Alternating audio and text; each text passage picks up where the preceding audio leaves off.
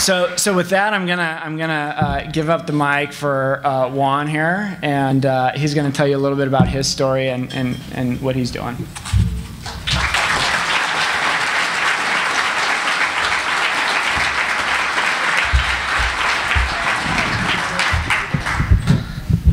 What's up, my merchants of joy?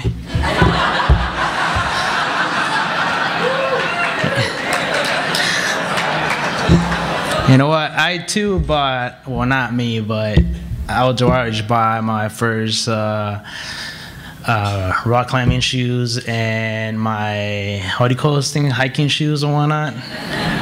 So, and I got some quotes too, so I got you on that one. So check this out. I'm gonna tell you a quote. How many of you guys know Emiliano Zapata? Wow, whoa, May, I like that. Okay, that's good. Well, the famous quote that he's got, it says, "I'd rather die on my feet than to live life on my knees." What's up, Chris? All right.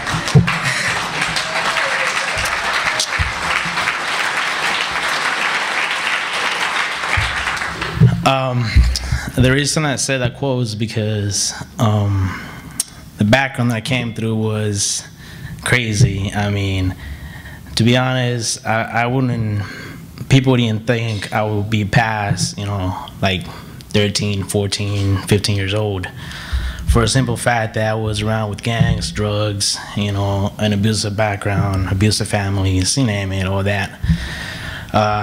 So, David, to tell you that whether or not that suite, you know, met my expectations, I don't know, coming from the basement to that, I don't know, you know, it's got a little bit too much in there, but that's pretty much where I used to sleep. I used to sleep on the basement. I was denied food if I didn't finish my chores. And keep in mind, all this started when I was 5 years old. I lost my parents, my dad, when I was 9 years old. I saw him, you know, passed away from a heart attack and whatnot. I was there, and I looked at him. I was like, "What's going on?" I thought he just fell asleep, but nobody told me anything until later on. I figured out what happened until they buried him. So that was the first time I experienced death. After that, I lost my mother when I was 14. At that time, keep in mind, you know, where I'm coming from and whatnot, you know, sleep on the basement and all that. So everything accumulated, right? I had so much anger inside of me that the only way that I could get it out was by fighting, arguing with people for no apparent reason. You can say, "Oh, the sky is blue," but like, hell no, what the hell are you talking about? Boom. You know, you name it.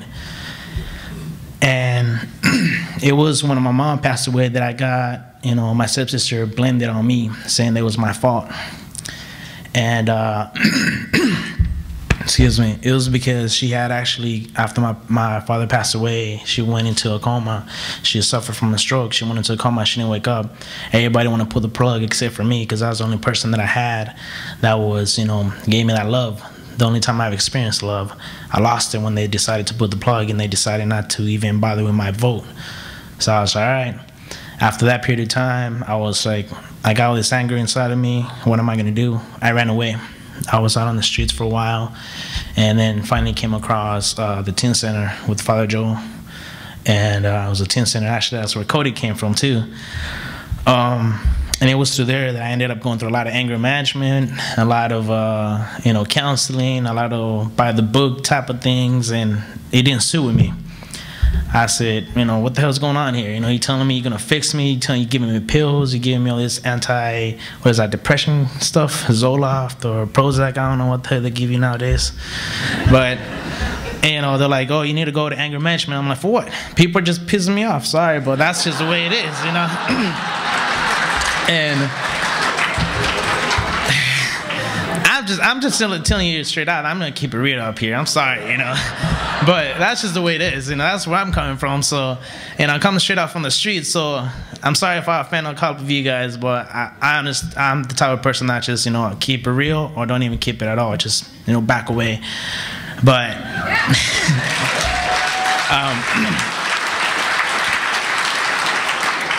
and Pete, I know you're out there, man. I know you know what's up. You're out there. Yeah, that's my boy right there. What's up, man? So pretty much that's what it was. I was going through this cycle of just being hanging around with the wrong crew. Luckily I don't drink, I don't do drugs, I didn't get involved with that. However, I was around them. I was sitting right here, the dude next to me just pull out his coke, whatever, he'd do, shoot up, do whatever we needed to do, sniff it, whatever. I was around it. I'm not lie to you. I slept out on the streets. That's what it was. That was my life. That was my lifestyle. I was in survival mode. And one day, one of my counselors was like, well, this anger management classes are not doing you well. You're just getting, you're just pissing off the instructor and this and that. I'm like, I don't care. He's like, well, you're under restriction. You can't go anywhere. So there's only one spot I need you to try. I was like, what's up? There's a rock climbing event. I'm like, what the hell is that? Yeah, this program, outdoor, just coming along, and I want you to go ahead and try it. I'm like, hell nah.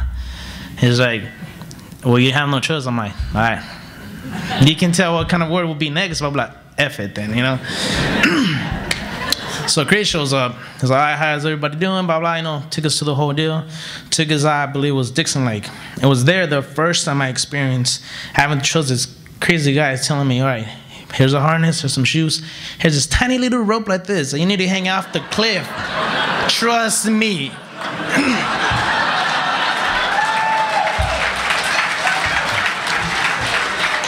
See, he doesn't know now, but to be honest, when he told me to trust him, on the tiny little rope, I want to bit the crap out of him. I'm sorry, man, but... And you know what? It was that day that I was like, I don't have anything else left. What was the worst that can happen? Just gonna snap and I fall to the ground. That's it. It's all good, What didn't happen, obviously, I'm up here. So, but I found out something though, something that truly changed my thinking. Something that really was like threw me out for a spin and just tripped me out straight out. I was like, whoa! And I was the first time I started climbing and. That adrenaline rush that I used to get from fighting and arguing and getting into trouble and just doing whatever the hell I was wanting to do came from actually rock climbing. I ended up getting the same adrenaline rush and feeling it out. It was a whole different experience for me. Like, it took me a while to actually accept it. Because I'm like, why is it that I don't want to go and fight anymore? It's like, why am I getting this adrenaline rush from rock climbing? I'm not beating the crap out of it. They didn't say anything to me, so, But that's what happened. It turned out to be that I switched out all the anger and, instead of doing it out on a negative thing, I ended up putting it in a positive thing, which was bettering myself, going rock climbing. And after that, it came rock climbing, mountain biking, snowboarding, surfing, yada, yada, yada. It's like, gosh, it just doesn't stop now. So, and, it was because of that one time that Chris just came out and said, what's up? Let's take out rock climbing. And the beauty about it was the fact that the reason why I opened up and let him do whatever you want to do with the, with the rock climbing event was the fact that he didn't come up to me and say, what's wrong with you? How can I fix you? Here's a book. I have this amount of time for me to fix you. All right? He didn't come up to me like that. He came up to me as a friend.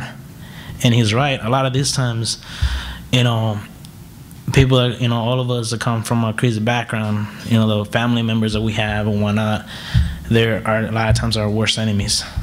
Because it's because of them that we decide to take up on the negative road. We decide to take up on the drugs, join a gang, just do useless stuff. And he came across, he was a friend. And up to now, and I told him before, he's my best friend. He's my role model, a person, my father figure that I didn't have. Because all the people that I had was like, all right, you got to do this. You got to go and handle this dude. You got to go run and get these drugs from me, blah, blah, and this and that. That was my role model of the streets. But after I came across the program, it was a whole different story. Even though I was a crazy guy that wanted to beat the crap out of after he told me to lean over a rock, but, but that's pretty much what happened to me. I came from nothing and slowly working my way up. I'm the first to actually make it through high school and actually obtain my associate's degree about a couple years ago. And so...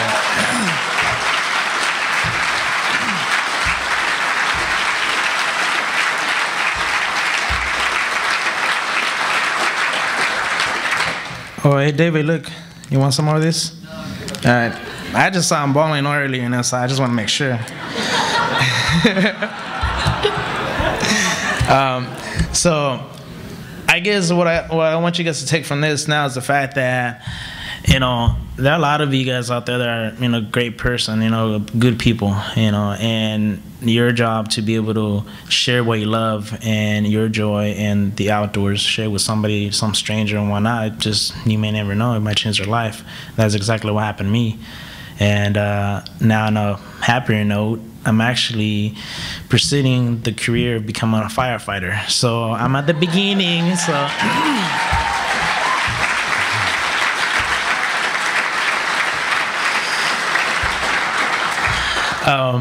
And the reason it's not because of how much they get paid, no, because Chris keeps saying, oh man, the beginning stages of firefighting up in LA, make up to 6 figures, something like that. I don't know. I'm like, I can care less about that. However, yeah, I got to pay bills and all that, unfortunately, but so does everybody else. But the main reason why I'm doing it is because when I was on a trip that Chris and his stepfather, we ended up going whitewater rafting. I forget what it was, Kern River or something like that. And that was my first time I ever been whitewater rafting. I'm like, whoa, it was crazy. It was cool. I loved it. But the thing is, an older gentleman fell off upstream, and nobody was, went to get him. And that was my first time that actually nothing went through my head except for just going and jump in the water and just, pull him out. And that's what I did. And ever since then, it gave me that fulfillment of why is it that I now want to become a firefighter, is because I love to help people. I love to be in that position where I can better someone's life. And that's what I love about being in the program.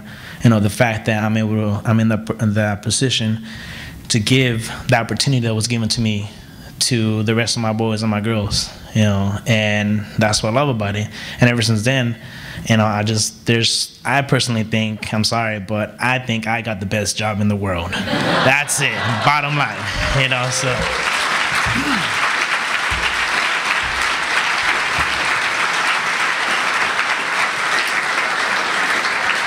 So, it's really hard when they ask me, do you get paid for this? I'm like, yes. But my biggest paycheck in this world is the fact that I can see the smile on my boys and my girls' face, seeing them actually happy for the once in a lifetime, because a lot of times they don't get the opportunity. They walk out and they're just, with their guard up all the time. But when we bring them out there, be it snowboarding, rock climbing, you name it, they're just with the big old smile, and that's what I love about it.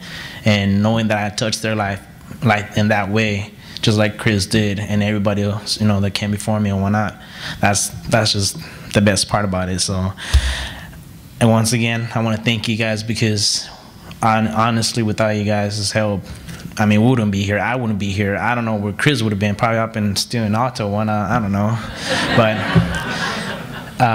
but yeah, thank you guys, and you guys should, be proud of yourselves, just like Chris is proud of himself. I'm proud of myself because of the work that we all do, and it's all sharing what we love, the passion that we have with others. Doesn't matter whether they're strangers or they're friends, as long as you have the passion to share with them, make their life better, that's what we're all about. So, peace.